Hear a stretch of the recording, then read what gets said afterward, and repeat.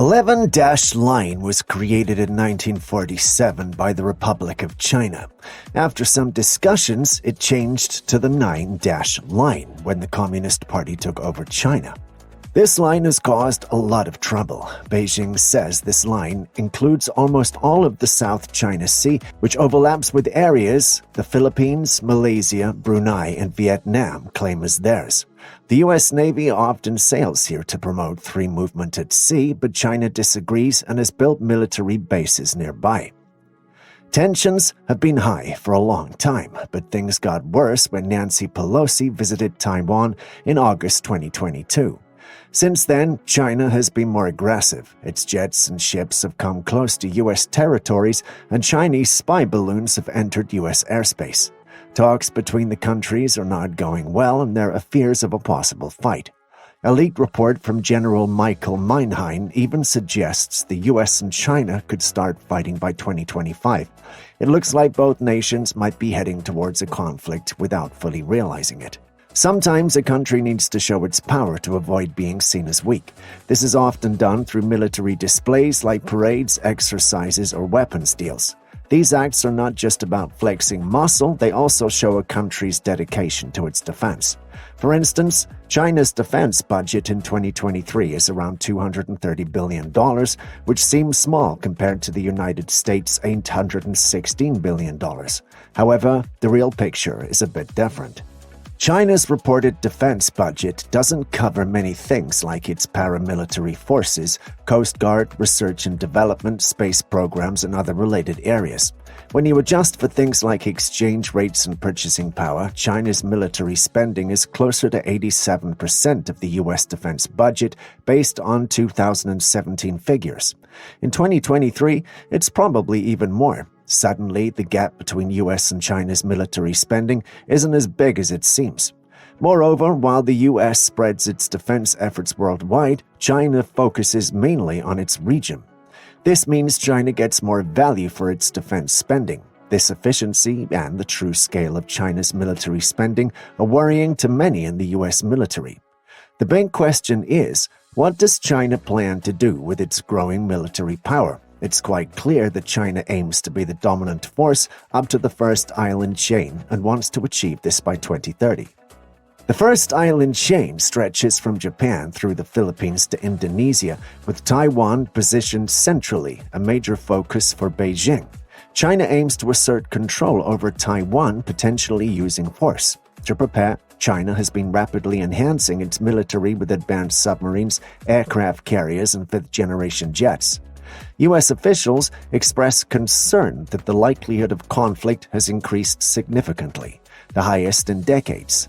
China has set specific targets, with 2024, a crucial election year in both the U.S. and Taiwan, seen as pivotal.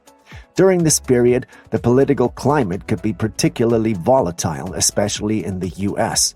By 2024, it's anticipated that China will have amassed sufficient military strength to potentially initiate an invasion of Taiwan, making 2025 a critical year for any potential aggressive actions from Beijing. However, predicting an imminent armed conflict within such a short time frame is speculative, and many uncertainties remain. If a military confrontation between the U.S. and China were to occur in the next 10 years, it's unlikely to involve direct assaults on each other's mainlands. China's vast size and population make a ground attack invasion impractical, and the U.S. is geographically too distant for a large-scale attack. Instead, the focus of any military engagement would likely be Taiwan, the South China Sea, and the East China Sea. China's strategic vulnerability lies in the islands and archipelagos encircling it, which separates its mainland from the open oceans. The South China Sea features critical passageways to the Indian and Pacific Oceans, framed by Luzon, Mindanao, Borneo, Java, and Sumatra, with numerous small islands scattered throughout.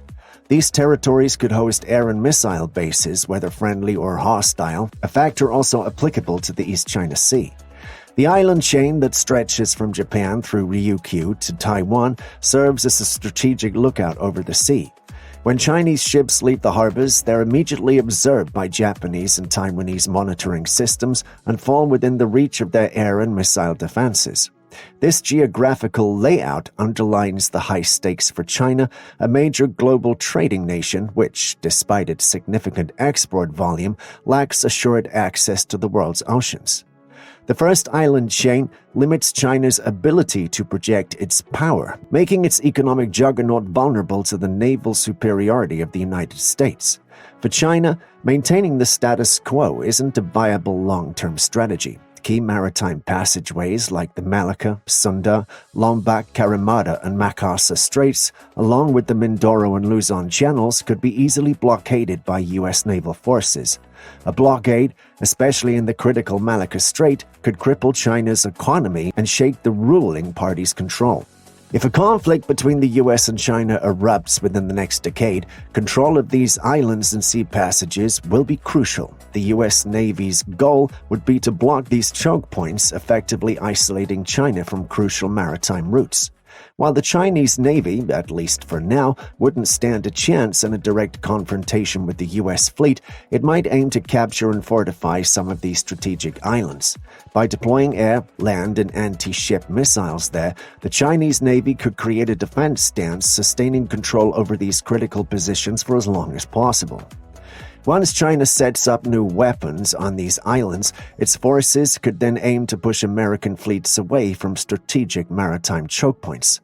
Doing so would secure China's access to global oceans. This strategy explains why China heavily invested in creating artificial islands in the South China Sea. Currently, Beijing has turned 3 out of the 7 artificial islands, Mischief Reef, Subi Reef, and Fiery Cross, into military bases. These bases act like unsinkable aircraft carriers equipped with missile systems, electronic warfare equipments, and jets.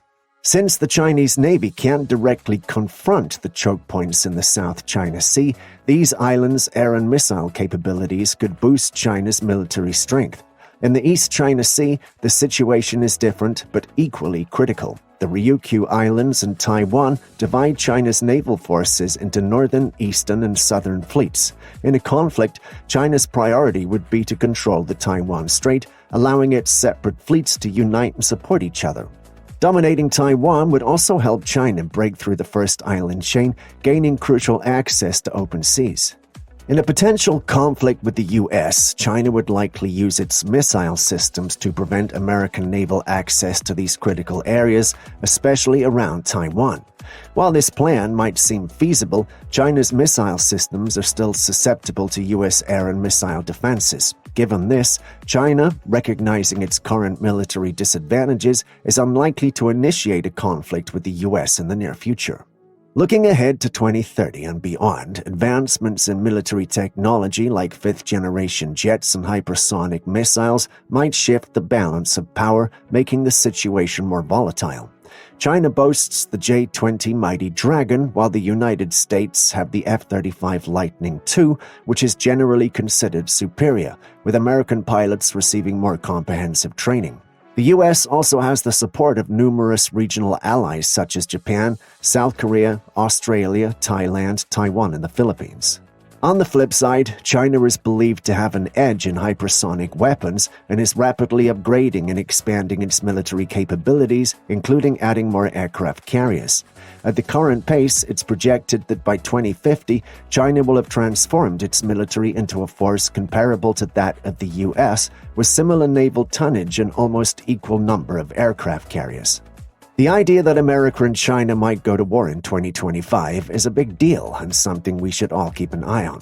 It's important to understand what each country is doing and how it might affect peace around the world, but predicting what will happen in politics and wars can be really tricky.